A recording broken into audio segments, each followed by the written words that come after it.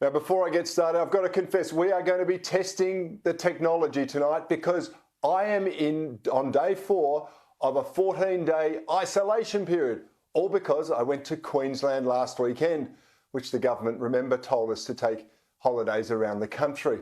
But I should have known better. I'm the first to admit that, because our pathetic premiers, they hide behind the health bureaucrats and they shut down borders or entire communities on a whim.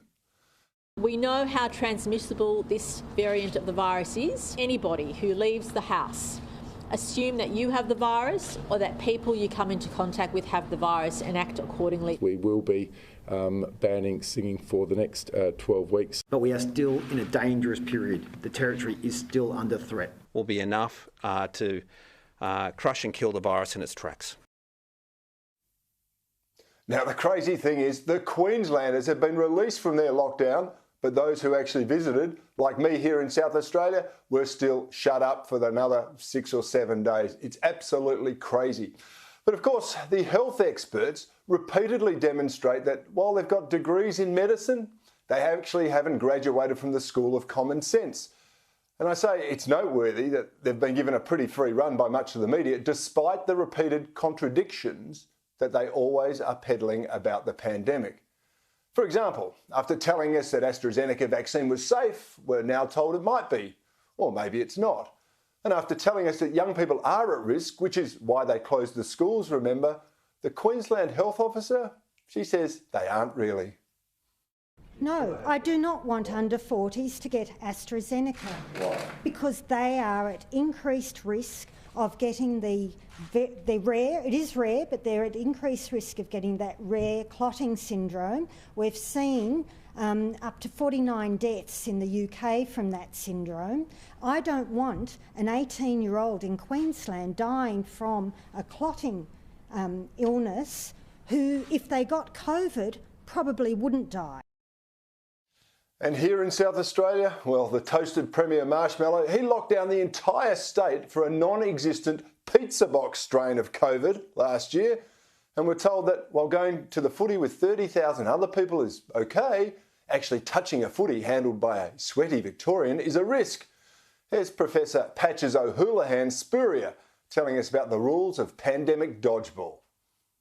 If you are at Adelaide Oval and the ball comes towards you, my advice to you is to duck and just do not touch that ball.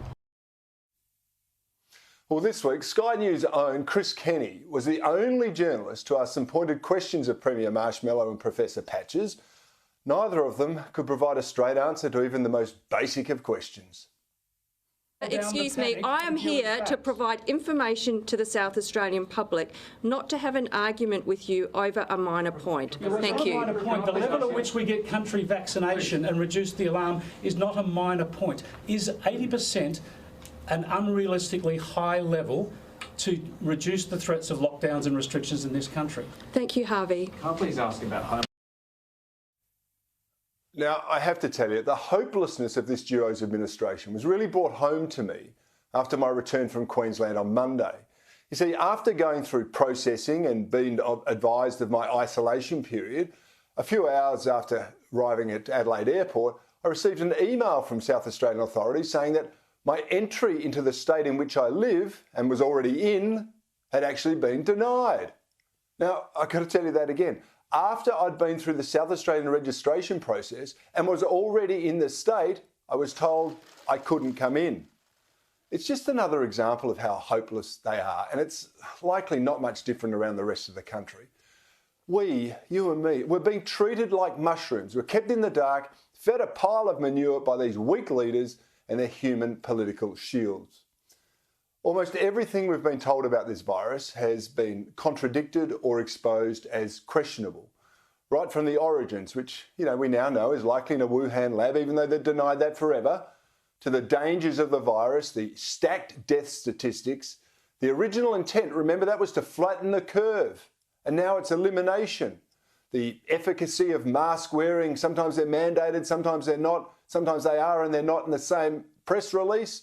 And of course, there's lockdowns, the myriad strains, they keep coming up with new ones all the time, the vaccinations, the questions over that, and this whole thing about what is the new normal. We've had government cover-ups of failed quarantine, dodgy security contracts, and administrative failure after administrative failure. It's been a litany of self-serving garbage. And I've got to tell you, I am tired of it. How can any of us have confidence in the very people who have been repeatedly misleading us under the guise of their expertise? If what they told us in the past was wrong, why should we believe what they tell us now?